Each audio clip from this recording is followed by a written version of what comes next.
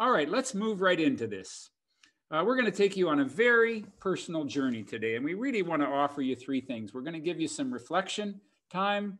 I hope that you'll give yourself permission to maybe shut off your devices unless there's anything really terribly urgent that you need to pay attention to. But if you can, just stop and allow yourself some reflection time. We want to give you some inspiration in our stories and some of our content. We want to give you some practical strategies around this whole topic of psychological safety. We're going to do four things today. We're going to talk about how do you define it? And we've done a lot of thinking about this. So how do you define it? How do you assess it?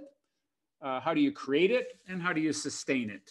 So I'm going to start with this. And by the way, I'll be introducing my co-host and partner here, Ali, in a minute. But I just want to start off to talk about, this is what we call the energy cycle of leadership. And it's our experience that leadership is ultimately about energy. It's not about time management anymore. It's about energy. And whether you're in a family, and we're going to be relating this material, you can relate it to yourself in your family and a team. We have school teachers on here, so you can relate it to a psychological engagement and safety in a classroom, any kind of organization that you're dealing with. So these are the things we cover in our masterclass: trust and engagement, innovation, accountability. But it starts with safety, and here's why. And I'm going to give you a really dramatic illustration of this to illustrate. It's going to be a severe example, but I just want to illustrate the importance of safety and what we're going to be leading into and talking about today. So I want you to imagine, for example, right now, a work situation or a personal situation, a project that you're involved in now or that you anticipate being involved in the next couple of weeks. That's going to require some trust in yourself. It's going to require some engagement with yourself or other people. It's going to require some creativity, some innovation. It's going to require some accountability. Just imagine for a second a project. Now I just want you to imagine that there's a knock on your door. Could be if you're in your kitchen or your office, whatever it is, whatever room you're in, there's a knock on the door, and you go over and you go and open the door. And when you open the door, you see this big dude that's about 7 feet tall. He's wearing a combat outfit. He's got a baklava covering his face, and he reaches into his back pocket and pulls out a pistol and points it at you. Now, I want you to, while you're having this pistol pointed at you, I want you to see if you can think about the project that you were just thinking about, that required engagement and trust and innovation and accountability. It's not going to happen because we have simulated a stress response. It's a biological response. Your brain cannot tell the difference between psychological safety and actual physical safety. Your brain has gone into a stress response and it can't access. It's in a different side of your brain. It can't access those higher levels that are required. Now, that is, I understand, an extreme example. But folks, many of us, if we don't feel safe physically or psychologically in our organizations, it is going to diminish the level of trust we have. It's going to diminish the level of engagement. It's going to limit the innovation, and it's going to limit the accountability. It's simply not going to be there because it can't be accessed. That's the importance of safety that we're going to talk about. You're being hired on a trial basis. If after 6 weeks it hasn't worked out, you'll be butchered. Well, that we can kind of laugh about it, but this is the way a lot of people function in our organizations and in our families and in our communities, that we just are feeling like we're under the radar all the time or under the gun all the time. And so it's as Ken Blanchard used to say, he had a great line. He said, we seagull management, which is we fly around and crap on people. And if we're in this state of stress, and sometimes we are in it so long, we don't even know that we're in it, and we're creating it for so long, we don't even know that we're in it. So we're just here to really ask you to reflect on this. So here's our vision of psychological safety. Our vision is that every organization and every leader holds psychological safety with the same degree of priority, standard, and rigor as they do physical safety. It's every bit as important. We're probably a decade behind to have the language of psychological safety and the commitment to psychological safety catch up to where we are with physical safety in organizations. And every team member feels safe to talk about not feeling safe with anybody at any time about anything. if they don't feel safe. So here's the point that I want to really stress that we're going to be getting across in our presentation today. And, there's a lot of material here, and we're going to give it, kind of very quickly. But here's the message that we want to say. The issue, paradoxically, is not about safety. It is not possible to work together in a relationship and not from time to time feel a lack of safety. If you invest in a relationship, there's going to be times when you don't feel safe. Here's the issue.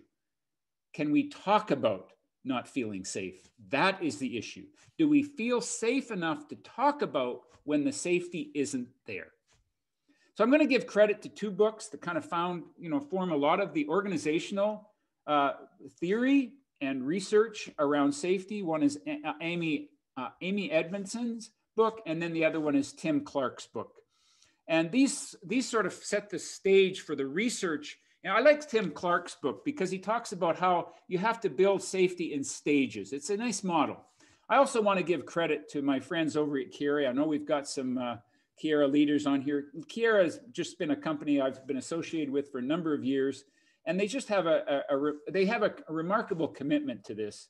And I want to just shout out Dave Keys, my friend over at Kiera, who introduced me actually to both these books and has really helped me develop the language around organizational, psychological safety within an organization. But I'm going to share with you the focus today is going to not be on organizational safety or systemic safety as much as it is on personal psychological safety and your interpersonal relationships. So when I wrote a book, 2018, we have a whole section in here on trust. And it's really the same principles that I'm going to be addressing today, but I didn't have the language of psychological safety back then. So but it's the same principles that I've really been involved in. So let me share with you a little bit about myself, and then I'm going to introduce Allie here in a second. So I've been involved in the leadership development field. This is a cross-section of some of our clients over the last 35 years. It's been a tremendously rewarding career, and I've learned an amazing amount from some incredible, remarkable leaders, and it's been a passion of mine. So I've been taking people up to Banff now for about 4 years, and about maybe 3.5 years ago, this woman came to our retreat up there. And I watched Allie, and we interacted, and she was engaged in that community. And I said, this is a person that I want to spend some time with, and I want to get to know, and I want to learn from her. And Allie, I'm going to tell you, is a tremendous leader. She's a partner in 11 restaurants in the Edmonton area. And she has been doing for 15 years what I've been teaching. She's been living it. She's been on the trenches. She has now a team of 450 team members in 11 restaurants. And she has been creating psychological safety. And she has been creating an engaged workplace that knows how to take care of people. And she's going to use some examples. I'm going to have Allie, and just want to share this. This is her boardroom. And for anybody in the hospitality industry, realize this is a remarkable accomplishment. These are all of her 10-year employees. In fact, I think she's got some more that this is maybe a bit about a 6 months outdated. But these are the 10-year employees. And in the hospitality industry, that's virtually unheard of. So she knows how to do this. Now, I want to share with you, there's two ways to get across information. One is to explain it, and one is to enchant. And so I'm going to be kind of doing the explaining today, and Allie's going to be doing the enchanting. She's going to start us off here with a story, and I want you to listen. In her first story, you might say, well, what does this have to do with psychological safety? And it is in the restaurant industry. But I want to share with you a focus that I want you to see the investment in relationships. Psychological safety is like leadership, and to lead it, it can't be diminished and it can't be relegated to a simple set of techniques or tools or titles that you can train in a leadership training program. It's who you are as a person. It's the presence that you bring to your quality of leadership. And I want you to get a sense of this when you hear Allie's stories. So she's going to start us off with a story, and then I'm going to be spending about a half an hour giving you some theory and explaining some content. And then she's going to come back and finish us off with another story. So Allie, it's up to you now. Thanks, Dave. Yeah, so I love stories. I feel like it's the best way to kind of share the learnings. And so I wanted to share a story with you today about a time in our organization where I really feel like the importance of psychological safety became really clear for us. I really think it was a point where it helped us transform into the organization we are today. And so I'm going to take you back to 2009, a little ways back. But at this point in time, this was the start of a big oil boom in Alberta, here in Canada. And what was happening was people were going in droves to a little place called Fort McMurray in the search of the big bucks. Now, we weren't very long into our tenure at this point as restaurant owners. And I would say we were really still learning the ropes of how to do things. And then all of a sudden, we couldn't hire a team member to save our lives. And to top it all off, a lot of our current team members were going to work in the oil sands in pursuit of this dream. So it was crazy because it felt like it was inevitable. Like I would come into work, I'd be praying and crossing my fingers. I'd be hoping that nobody would put in their notice that day. And lo and behold, somebody would leave. So we knew something had to change. I knew we needed to get creative as leaders and we needed to figure out how to get past this. So it was at this point in time in our career that I became aware of the foreign worker program in Canada. So we did some research and we found out that we could hire people from other countries and people who were not only qualified, they were educated and certified, which was incredible to see. So our first experiences with the foreign worker program, they were interesting for sure. You know, I can't even begin to imagine how scary it is to come to another country and to spend all of your life savings to come to a job and a new home and a new community that you've never met before. So we engaged in this process. We started to meet with different candidates, and let me tell you, they were qualified, like more so than we could have ever hoped for, which was amazing. So we became super excited for this program. But it's not only expensive for the worker to get to Canada, it's also very expensive for the company to bring the worker in. So we took our time, we did our due diligence, we did as many virtual interviews as we could, and we really tried to find people that were a good fit, like the right fit for our organization. And of course, we knew there'd be challenges with this, but we had confidence in the fact that, you know, these people, they were passionate about food and cooking, and they had chosen this as a career for themselves. They wanted to come to Canada. Like they had chosen our country. They wanted to create a better life for themselves and their families. And that part especially was really inspiring for me. But with all of the government stipulations and regulations and the processes and protocol we had to go through to just get to hire these people, we hadn't spent a lot of time really thinking about what would happen when they arrived. And so, of course, the day comes and our new team members start showing up at the airport, and we realize quickly that they have nowhere to go when they get here, right? So we kind of started by renting hotel rooms. We would get them some food. We would get them situated before their first day of work. And to be honest, these first few foreign workers, they were great. But they weren't super connected to our company and our values and what we were all about. And it was at that time it became clear that we weren't creating that connection, right? We weren't asking them to be a part of our team before bringing them in. So luckily, I was part of a team in an organization that deeply cared about and still does care about how people are treated. And we have a set of values in our organization in the acronym of HEARTS. It's honesty, empathy, always welcoming, remarkable consistency, and taking care of the community, and of course, safety. Now, I'm sure many organizations have value sets like this, but all of these can be summed up into one simple statement for us, and that's to take care of people.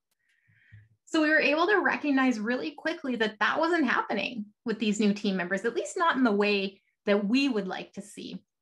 So it was with that passion and that care and those values that we were able to identify the pivots that we needed to make in the organization. So we sat down and we brainstormed this entire process of what would happen from the moment a foreign worker stepped foot in Canada. And from that point on, it completely changed for us. We assembled a team of people. They would take turns meeting these new workers at the airport. And for us to even begin to understand what was happening with these people, we did a deep dive empathy exercise and asked ourselves some really important things like, what would it feel like to come to a new country if you were in this situation? And how would you stay connected to your family back home, but still create a new life for yourself here? And if you were in this position, what would it feel like to be homesick? And how can we help them with that?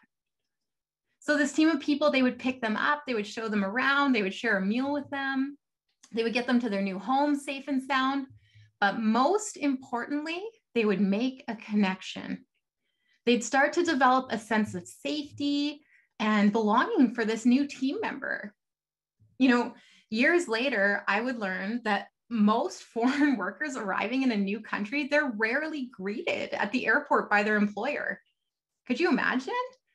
They're just left to their own devices and they're just told when to show up to work. And to me, this is a devastating loss for both the leader and the new team member, at least for organizations that are in pursuit of creating something extraordinary.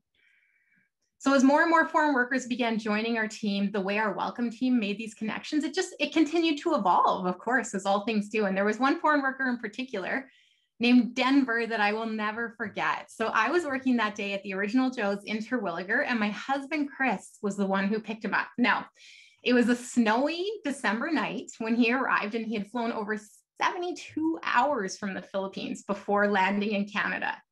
Now, before this, Denver had never been out of the Philippines in his entire life.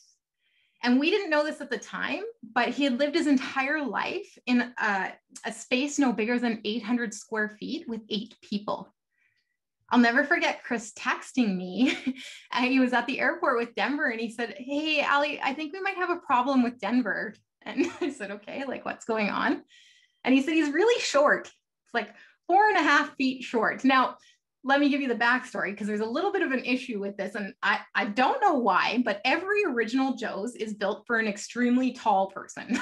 So when you walk into our kitchens, like I'm not a short female and I have a hard time reaching things on the line sometimes. And I remember saying to Chris, "Well, he's here, so we're just going to have to see how it goes." And I always smile when I think about Chris driving back to Edmonton after picking Denver up. And he said Denver was just kind of silently staring out the window. He was in a bit of a daze. And Chris asked him how he was doing. And all he could do was point to the white stuff on the ground. He had never seen snow before. He was seeing it for the very first time. And, it was in Chris sharing that story with me that I realized that every foreign worker that steps off an airplane is seeing our beautiful country for the first time. I mean, how lucky are we to get to be a part of that experience? So Denver came to the restaurant that night. He had some food. And if you've ever been to Original Joe's, our plates are massive. This burger might actually be making you hungry if you missed lunch today. But he was completely flabbergasted when I put his dinner down in front of him that night. It was like he thought I was pulling a joke on him, like he thought I was pulling his leg. And he wasn't quite used to the way we do things here yet. He was so sweet. He just kept like laughing and giggling and pointing at his burger. So after that experience, Chris took him to his new apartment. Now, spaces for rent at that time, they were really hard to find. So we had pre-rented him a space. We got him a bed, we got him some blankets, we got him a pillow. We filled his fridge with some essentials, and we put like a little welcome to Canada card on the counter and signed it from all of us. Now, I want to be really clear.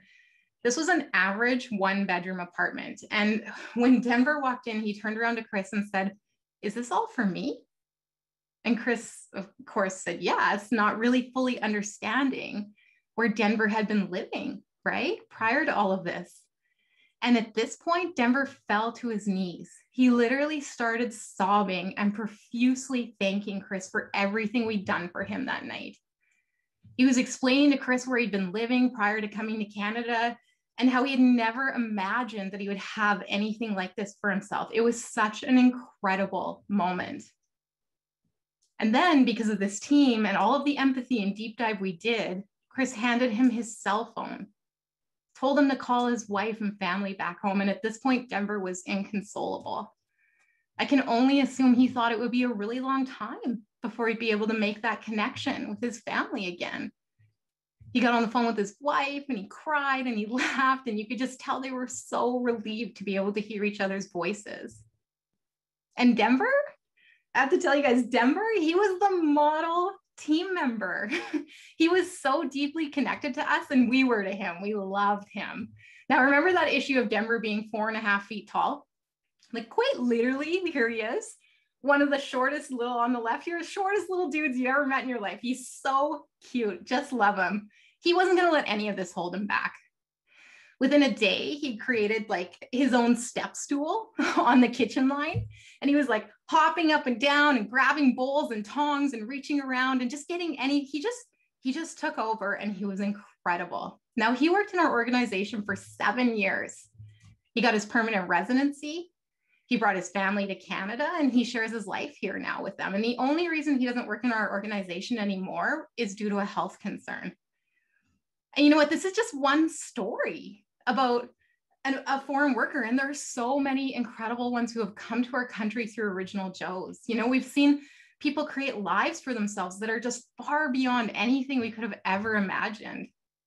Now, the impact this welcome program has had on our foreign workers, it has, over the years, it's bled into our entire organization. Like it's infiltrated everything. So we see this first moment, this first day on the job, as the most important day any team member will ever experience. We take it as a massive responsibility as leaders in our organization to ensure we create this foundation for psychological safety, that we create an environment where the people who choose to be a part of our team, they can flourish and that they can embrace who they are. And you know what? There's evidence of this everywhere as to how it's impacted our people, but this one really touches my heart. So I was invited to attend a Canadian citizenship ceremony for one of our foreign workers, Arturo, who's been with our company for well over 10 years now. And this is kind of crazy because I think I always took for granted what it means to be a Canadian citizen. I was born into it, right? But if you've ever attended a Canadian citizenship ceremony, you can feel the emotion in this room. It'll like well up inside of you, like this beautiful wave of love. And you just feel so proud and grateful to live in one of the greatest countries in the world. And now, okay, fair enough. I might be a little biased about that. And it's said with the utmost respect to all of the other countries on this call today. But at the end of the day, the foreign worker program taught us the power of connection, of safety and vulnerability, and how it's the basis of building incredible relationships with the people who work with you.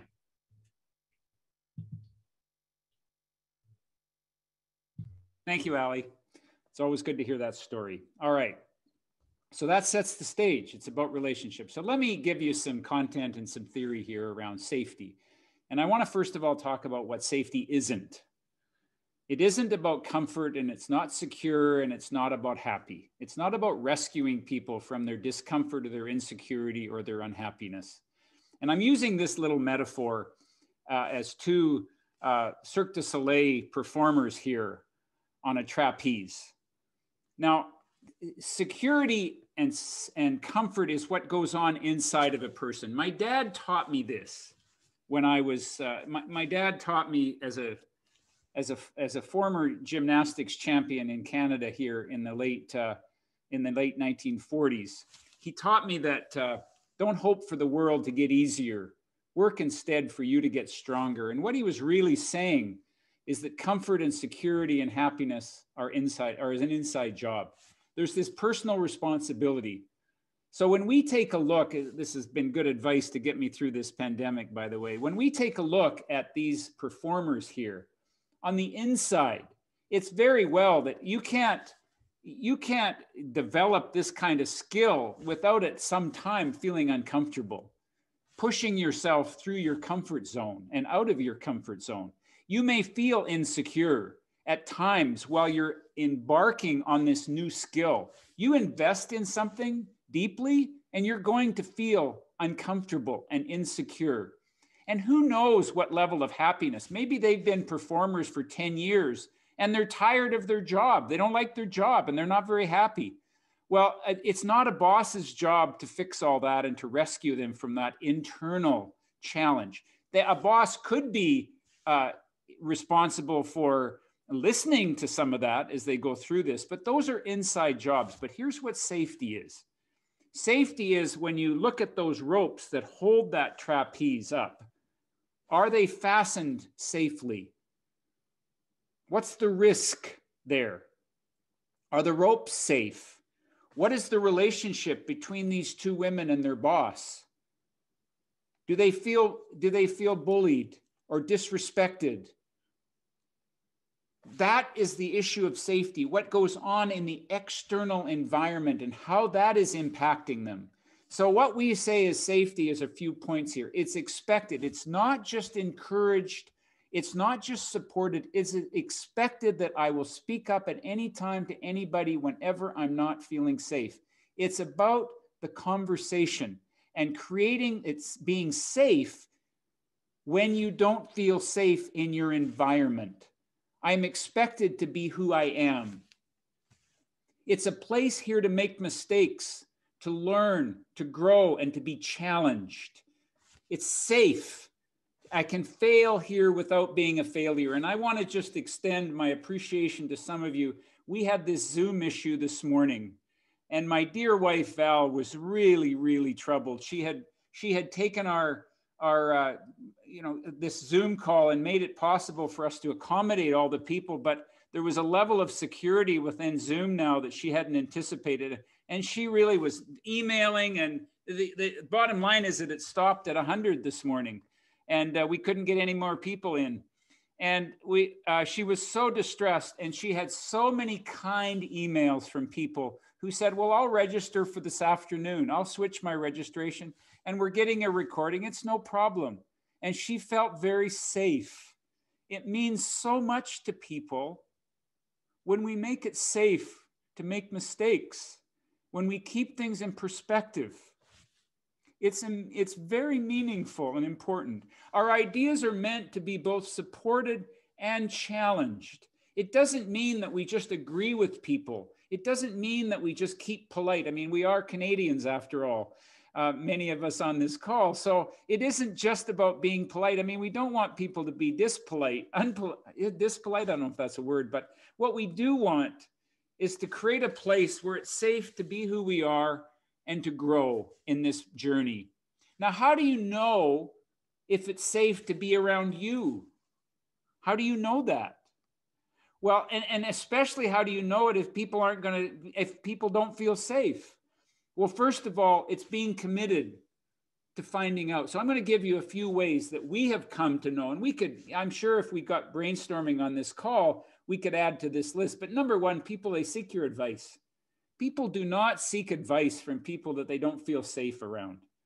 That doesn't mean you have to necessarily give them advice, but they come to you with issues and challenges. Number two, they're honest with you. They bring you the bad news. I got news for you folks. There is always bad news. There's bad news in families. There's bad news on teams. There's bad news in organizations. Don't think that you don't want to measure the quality of your relationships by the limitation of bad news. The fact is, do we feel safe to bring the bad news?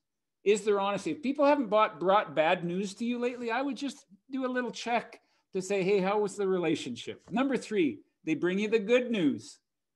They bring you news. They bring conversations to stuff that they don't necessarily have to talk about. Then if there's conversations happening, that's a pretty good indication that you're creating some safety there. Number four, they challenge you. They're not just polite. They're not just nice. They challenge you. And we have some good heart-to-heart challenging conversations. Number five, they're engaged and you get retention. People stick around when they feel safe. And if they can't stick around, then, if they can't leave rather, then what they'll do is, the worst thing is they'll quit and stay. But people, people are lying, they want to be around people who are safe. And number six is that you are relaxed. My general way of assessing whether you're a good leader or not, whether it's a leader in your home, whether it's a leader in your organization, a community, a classroom, my way of assessing that is that you're enjoying yourself. Now, I suppose there are a few good leaders that don't enjoy themselves, but I don't think they're very prevalent. And I would say find a way to enjoy yourself more, whether it's setting better boundaries, whether it's investing in the relationship. But if you're relaxed, that doesn't mean you're not challenged. It doesn't mean you're not comfortable. It doesn't mean you're comfortable all the time. It doesn't mean that you don't feel insecure at times. It doesn't mean that you don't have periods of being unhappy at times or being really challenged, but you learn to do it in a relaxed way. This is an indication that if you're relaxed, you're probably creating safety around you. This is the best indicator, is to look in your heart. So how do we create this thing called psychological safety? We're probably going to raise more questions than we give you answers, but here's 5 strategies for creating psychological safety that you can apply in any relationship, significant relationship. If you really want to, for those of you in a significant relationship, you can apply these principles to your marriage or a significant relationship, to your team, again, to your classroom, whatever context you work in. Be intentional, create commitment conversations, take a look in the mirror, evaluate your evaluation system, and reconcile with your past. Let's start with being intentional. It's about being intentional, literally. It's about saying to the people in your life, I want to really, we went to this webinar today and we got this awareness of how important it is to be psychologically safe. And I want to make sure that you feel safe around me. And I'm intentional about increasing that level. Connect before you expect. This is the beauty in Ali's story. And all the stories that Ali will share is the investment upstream in those relationships. It's not just a technique that you develop these tools. It's a whole philosophy of life and leadership. So Steve Covey, that I learned back when I studied with him back in the 70s, taught us this principle about the relationship account, and that you got to make deposits before you make withdrawals. Just assess the relationships in your life and ask yourself, are we in the pink or the black? And this could be relationships with people that you report to, that have positional authority over you. And you say, well, it doesn't feel very safe to be around my boss right now. They have a lot of tension and they're stressed. Well, my first response, whether it's your boss or your team or your family members, where have you made deposits? What do they need in the relationship for you to make deposits so that you make that connection before you expect there to be safety? It's on you. About appreciation, recognition, encouragement, support, empathy, and caring. Where do you need to make deposits? It starts with you, about making that intention clear and really examining where can you make some deposits into that relationship.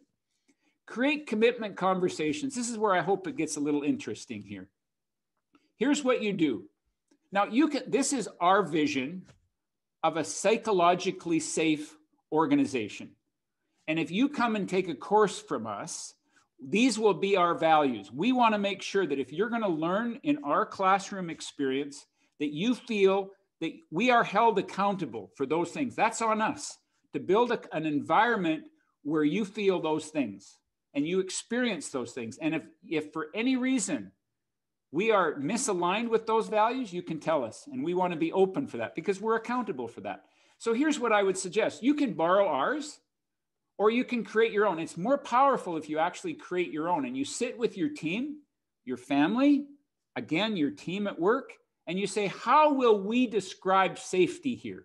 Psychological safety. How will we know that we are physically and psychologically safe in this context? And you come up with your own list. Now, once you have that list, and in the meantime, you can borrow ours here. In that, and then what you do is that you have this commitment conversation. So on a scale of 1 to 10, how safe do you feel about being around me? Now, 1 would be, it would be toxic. Number 10 would be, totally safe. Now, what's the worst number you can get? It isn't 1, let me tell you that. The worst number you can get is 5. That is the typical polite response. It's not so bad and it's not so good. I'll just play it safe. That's the red flag number. Anything close to 5 is always a concern. But it really doesn't matter what the number is. How do you respond to whatever number you get? You say, well, people aren't going to be honest. It doesn't matter if they're honest with you. What matters is that you ask and that you're committed to hear the answer. Don't worry about whether people will tell you the truth. Now, if you're reasonably sure that there's a pretty high level of safety, you can do this in a group. If you're not sure, do it one-on-one. You can do it anonymously if you want, but we encourage you to just step right in. And you can, by the way, you can, if you really want to go on a limb, you can do this with your spouse, a significant other in your life. How safe do you feel around me? Okay. Then this is the 4 things that you do in response to whatever number you get. First of all, thank you. Thank you for your honesty. Thank you for your honesty. Now, maybe it wasn't honest, but you know what? They at least had the courage to speak up. So you can thank them for that, but appreciate, bring them an attitude of gratitude, whatever they give you. Thank you. Number 2, I have my work cut out for me and I'll need your help. Whether it's a 5 or whether it's a 1 or whether it's an 8, I am committed to get that up, to make sure that safety is a lot like your own health. You can't just arrive at a number and be done. You have to keep working at it. You got to keep investing in those relationships. Number 3, what's one thing I could do to take it up a notch in the next month? And listen carefully to one thing. Now, you know what? They may not feel safe enough to tell you everything. If you're the boss and they've had a bad experience with authority figures in their life, they may not feel safe to tell you everything. That's okay. Take one thing. And it may be a real safe thing to start with. Start with one thing. And again, thank them for that. And then make an agreement with a request for support. I'm willing to do that. Negotiate at that point and then say, but I need your support. Can you remind me if I get off track? Okay. All right. Number 3, look in the mirror. Take a look in the mirror. Safety starts with you. Okay. Here's the thing about safety is it starts with you. And it's the thing about authenticity is authenticity requires 2 things. Number 1, you need to be vulnerable. You need to open your heart and bring your heart to that relationship. At the same time, you want to be stable. People walk around acting like a jerk and saying, well, they just use it as an excuse to be authentic. But that's not your authentic self. People aren't born a jerk. You learn to be a jerk. And so what our premise is that you can't just walk around emoting and living your life in how you feel and call that authenticity. You also have to create a sense of stability in your leadership, because if you're unstable, people are not going to feel safe around you. Just like when I get unstable, I don't feel safe around myself. So how do we manage that? And I'm telling you, if you're struggling with the conflict between vulnerability and stability, that is a sign of authenticity. You're not going to get that struggle perfect, but you're committed to both of those qualities. Let me show you a little example here. And this is the work of Ed Hallowell. And basically what he says is the difference between the F state and the C state. The F state is a sympathetic response. It's what happens when we get stressed. It's about frantic, fearful, frenetic, fretful, frenzied, fatigued, forgetful, frustrated, and freaking out. Folks, we all get there. We all get into the F state in the sympathetic response. But if you lead from that place, you will create a lack of safety around you. And a lot of people live in that space and not even know that they're there. It is very challenging for many of us to even know that we're in that space. And so part of psychological safety is to really begin to understand, when am I in that space? Now, what the C space is centered, calm, cool, collected, concentrated, courageous, courteous, creative, and caring. That is the space that we need to lead from. But I'm not saying it's bad to be in the sympathetic response, because it's a biological response. We're going to get there. The challenge is to be very clear with ourselves. What is your process from going from the F state to the C state? Every leader, to create stability and safety around them, needs to understand their own process. There's no right or wrong process. Part of the process for me would be to really learn how to tell in your body when you're in that space. and create a place where you can accept where you're at and have a place where you can get support to step back. I was coaching an executive not long ago, and we were talking about this in terms of safety and how he is creating a lack of safety around him. And because I got a lot of feedback from his team that said this is not a safe guy because he's not stable. And he said, I don't understand why people don't think I'm safe. And I said, well, tell me a little bit about your work. And what it came out to is that he loses his temper every so often. So I said, well, how often do you lose your temper? And he says, well, probably only about once a month. So I said, well, I'm assuming then that you schedule it, do you? At the last Friday of every month, from 3 to 4 in the afternoon, you can count on me losing my temper. So don't, maybe just close your office doors and just look after yourself. And maybe you might even decide not to come to work that afternoon. And don't take it personally. I'm just in an F state. I'm assuming you let them know that. He says, well, of course not. And we chuckled about it. But here's the deal. For him, it was no big deal. He just lost his temper once a month. For everybody else, the problem with the temper is you don't know when it's going to be lost. And you're always on guard. What kind of mood is the boss going to come in today? So what we began to realize is that you only live with it one day a month and maybe one experience a month. But everybody else lives with it every day because they never know when it's going to come. And that's the nature of getting into that stress, anxious response. Evaluate your evaluation system. We're not going to go down this road too far today, but I just want to say we get into this a lot more in our master class around the parent-child relationship that has been prevalent for probably decades in our organization. And it looks something like this. This is the old parental contract. If you do as you're told, you score high on a performance evaluation. And by the way, anything that you wouldn't give to your spouse at home, why would we give it to an employee? There's nothing wrong with getting yourself evaluated by people, but I think it's absolutely inhuman and diminishing to evaluate somebody else. What right do I have to give you a number? Be available 20, would we do that with our spouse to evaluate our spouse? We might ask for evaluation from our spouse, but why would we if we wouldn't do that in a significant relationship, why would we do that at work?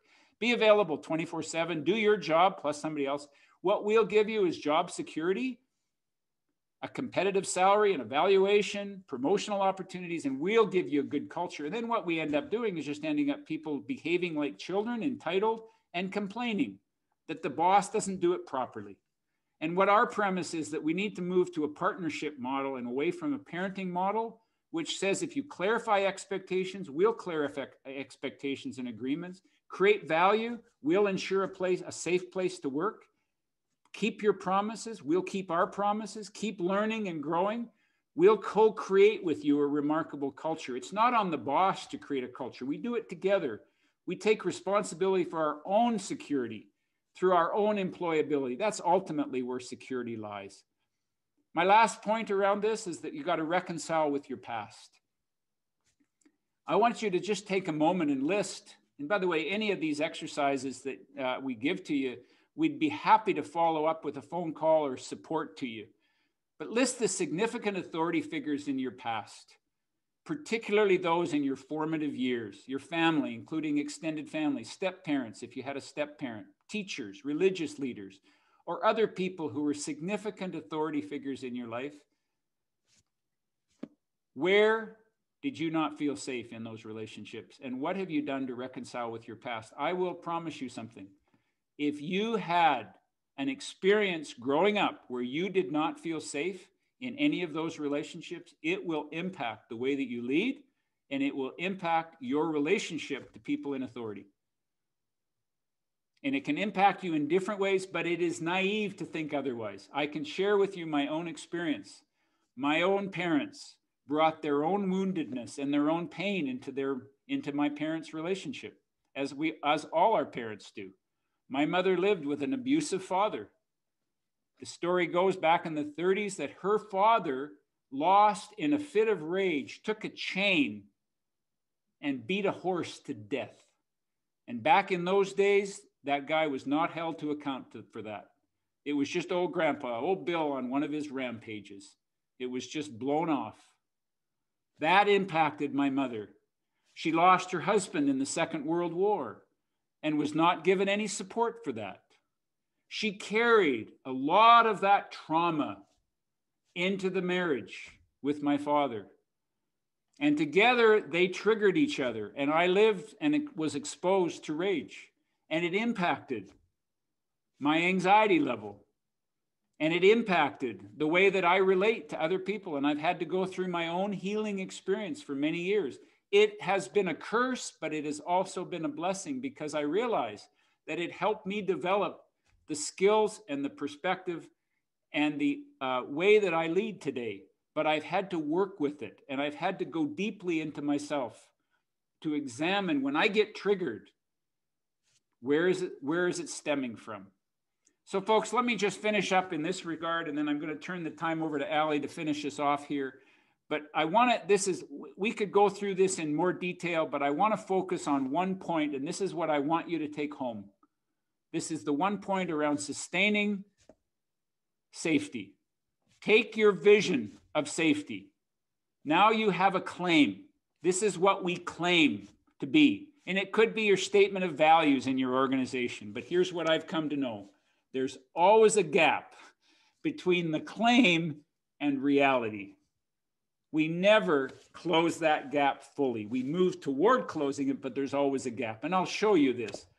There isn't a person on this call that doesn't value your health. We all value our health. How many of you in the last week can tell me that every decision and action that you took was in complete alignment with your value of health? You might claim that you value health, but guess what? We get misaligned. Why? Because we're unethical? No, because we're human. We get off the mark. Here's what's important. Don't measure the safety of your culture by the size of the gap. Measure it by your willingness to make that gap discussable. Can you discuss it? People often say, the leaders around here don't walk the talk. Well, if they don't want to walk the talk, they shouldn't live here. They shouldn't work here. But most leaders are committed to this, but we all get misaligned. But let's have conversations about it in a way that's accountable so that we take responsibility to change that and to at least bring it to the surface. This is our primary message around psychological safety. So one of the topics in the masterclass that Dave and I teach is on transcendent leadership, and it's an understanding how to fully embrace and acknowledge everything around us so that we can create this experience of business and work for ourselves that is beyond anything we've ever dreamed of. But to be able to do that, we have to learn how to embrace all of the parts of ourselves that, we might not be willing to look at. And the truth of the matter is psychological safety begins with each of us. And while, of course, there are the external elements of psychological safety that I highlighted in the first story, we won't be able to genuinely connect on that level unless we first become psychologically safe for ourselves. And I think many of us will often put more care, compassion, and energy into the relationships around us and ignore the most important one. And I did this for most of my life, in my early life, and I didn't realize the impact that it was going to have on my future and my ability to lead. Now, for me personally, in my youth, I was sexually abused, and that was part of my story. That was one of the bigger contributing factors to my lack of internal psychological safety. It's really hard to feel safe after being abused. Like, it literally feels like your entire world crumbles around you. And in my case, it continued to crumble for years beyond the acts of the abuse. But what I want to say is that many of us, most of us, will have experiences in our lives that will challenge our ability to create safety for ourselves and with others. And that lack of safety inside of myself, it caused me to create, I would call them walls and boundaries between myself and others that just weren't healthy. I called it my armor. I armored up. It got me to where I needed to go, but only for a short period of time. And it wasn't going to be what was going to get me where I ultimately wanted to be, right? Which was leading and living from the heart. So this armor that I had created in my life, it was a set of 2 beliefs that I was making my decisions by. And they were, number one, trust no one. Trust only ends in disappointment. And number 2, avoid vulnerability at all costs. Don't let anybody see the cracks. If they see the cracks, all bets are off. And you know what? This was manageable in my life until I became a leader. And I had a team of 40 people that I was charged with taking care of. Now, in the restaurant industry, you can rise and fall many times over in the course of an 8-hour shift. You can be pushed to the edges of your capacity and your capability over and over, only to have to rebound and start the entire process again. Now, to be honest, it's somewhat addicting. It's exciting and it's enchanting and I love it. And I still do today. But for me, it was in those moments of this like up and down, of this rise and fall, this achievement and this struggle, that I really came to understand the deep importance of creating psychological safety for myself personally. Now, there was a Family Day Monday in particular that I will just never forget. Holiday Mondays are strange days in restaurants. They're kind of like a Pandora's box. You open the door and you never really know what you're going to get. Sometimes nobody comes through the door, and sometimes you're so busy you don't know what to do with yourself. And so this one in particular was the latter. Now, the issue was that it started out super slow. Nobody came into the restaurant until well after the lunch rush. And so there was nothing happening. And I had 3 team members on, and I was feeling like, I should let people go and enjoy their holiday. I mean, nobody wants to work on a holiday Monday. I get that. So in the back of my mind, I was like, okay, if it's slow, I'm going to let some of these people go and enjoy their day. So I made the decision. I sent 2 of the servers home. I kept 1 and myself, knowing that it was about 2 hours until the next team member would start a shift. And, just like that Pandora's box, and the irony of it all, as soon as those servers left the building, people started pouring through the door. And before I knew it, every single table in the restaurant was full. It's like somebody sent the bat beacon out to the neighborhood and told everybody to come in. And in a blink of an eye, we were just all completely underwater. Now, as a leader, all I could think was, I have to stay calm. I have to present a calm front. That's how we're going to stay afloat here. And we need to just get through the next 2 hours. But in a situation like that, in the restaurant industry, may as well be an 8-hour shift. So I kicked it into overdrive. We got busy. I was trying to help the server in the kitchen and all of the people sitting in the seats. I was trying to make everybody feel confident that we knew what we were doing. But personally, I had very little confidence. Now, I've been in the restaurant industry for a long time, and I've been in it long enough to know that this wasn't going to end well. But it didn't matter, right? We were in it, and we had to get through it. So I pulled out my old standby belief about not showing vulnerability. Don't let anybody see the cracks. I told myself, that's how you're going to get through this. Now, this poor server, God love her, she was completely overwhelmed. She couldn't keep up with the demands of the guests and the tables and the food. It was just all too much for her, complete information overload. And, as all of this was happening in the front of house, it dawned on me that it was likely happening in the back as well. And it was then that I became aware of the bell ringing in the kitchen to signify that food was ready. So of course I rush back to the kitchen and I find 2 of our chefs holding tickets coming off the printer, from head to toe that they haven't even looked at. And I can tell by the looks on their faces that they're not impressed. And I remember one of them looking up at me and angrily saying, a little warning might have been nice. To which I didn't respond super well. I said it sure would have been nice on my end as well. Grabbed a couple plates, headed back out to the front. By the time I dropped off food and turned around to see where I could help next, all I could hear was this bell ringing in the kitchen. Ding, ding, ding. So I walked back. This time there's like 20 plates of food in the window and just the tickets just strewn everywhere.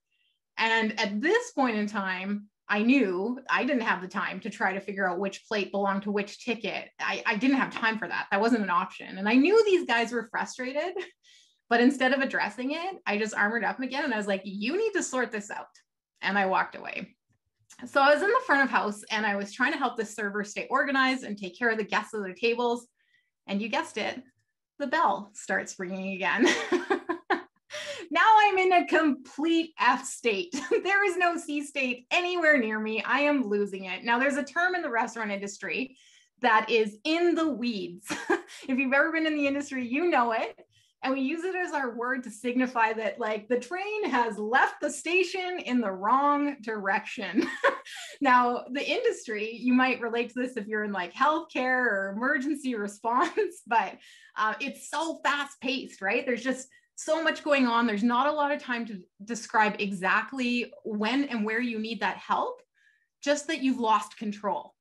And so we walk by each other and we say, we're in the weeds. We're in the weeds. It's like kind of quiet, but if you ever hear it in a restaurant, it'll be a signal for you. Now, the problem with that day was we were all walking past each other and saying we were in the weeds. Everybody was in the weeds.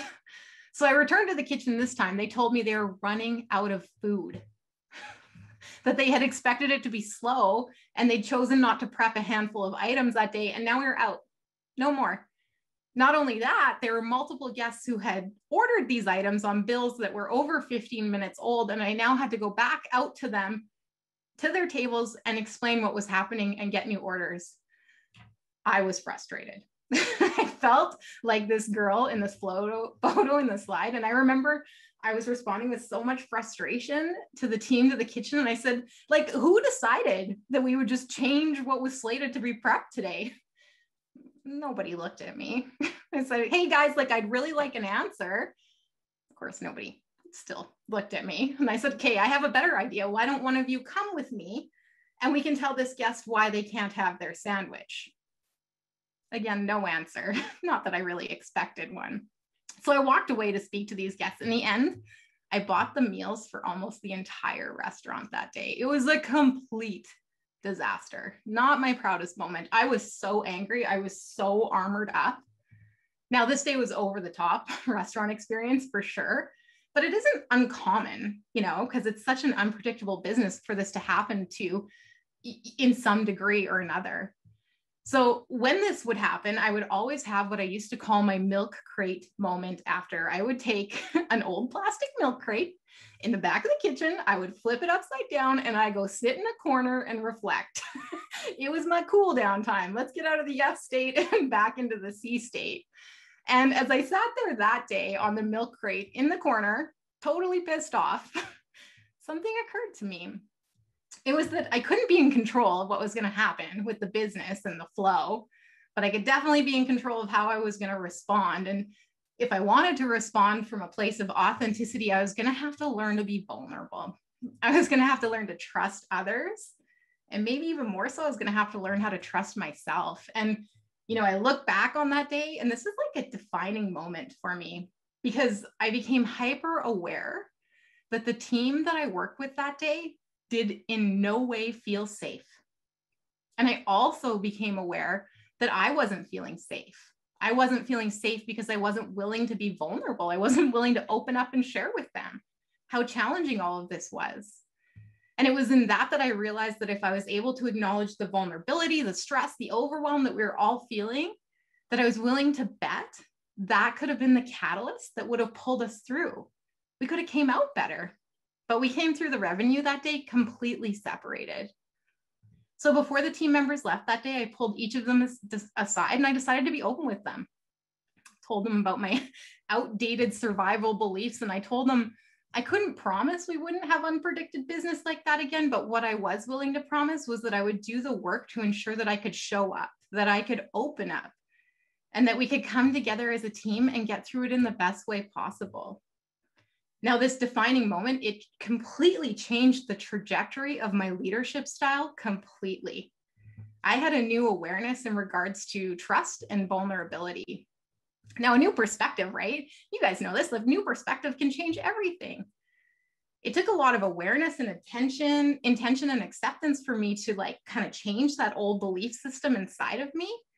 And I had to look myself in the mirror often and ask if I was coming from a place of like openness and love in my responses and actions with the team. And on the days when I didn't, it became of the utmost importance to me that I took responsibility and that I circled back if I wasn't happy with the way things had gone. Now, I also spent a lot of time in my life reconciling my past. And the biggest thing for me has been the ability to forgive myself for all the years I spent withholding my trust from myself and from others, and to forgive myself for closing my heart off to the world. You know, an interesting reflection I've had over the years has been around accepting and caring for the parts of myself that I've rejected. And when I do that, extraordinary things happen. Those darker aspects of myself that I started off talking about, they tend to become my allies. They help me develop as a leader and become, you know, the things that guide me to my authenticity.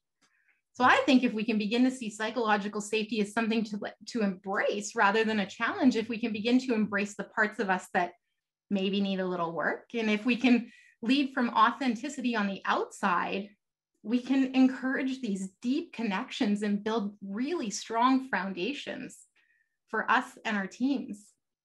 So psychological safety for me is now measured by how I feel about myself, and it's measured by how others feel when they're around me. And I have a new and improved set of beliefs. And the first is that people make the world beautiful.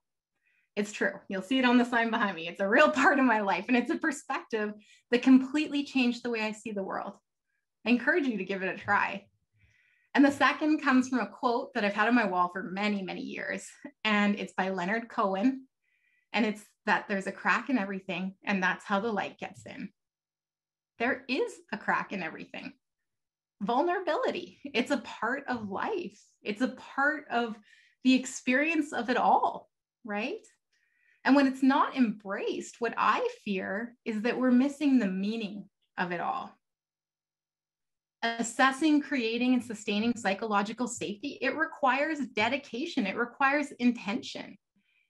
But it truly is the hallmark of an authentic and an impactful leader. So in closing, if this spoke to you, if psychological safety is something you're interested in taking a deeper look at, or a deeper dive at, or taking a deeper look at who you are as an authentic leader, this is what David and I do. Each quarter, we do a live virtual stream masterclass for authentic leaders. And we wanted today to just extend a special offer to those of you who join us for these presentations. So we've created a special promo code. It's in the chat. You would just use it, Inspire, at checkout for a $500 discount. Now, this is the best discount we'll ever give on this program. And it's just because you showed up to be here with us today. But I will tell you that these masterclasses, they're intimate. We only take 24 people per quarter. They sell out fast. So if you want to join us, grab your seat. But regardless, thank you for being here. Thank you for showing the commitment in yourself as a leader and to your authenticity. And from David and I, we're just both so grateful to be able to spend this time with you. And if there's anything we can ever offer you, we're always here for you. Thank you.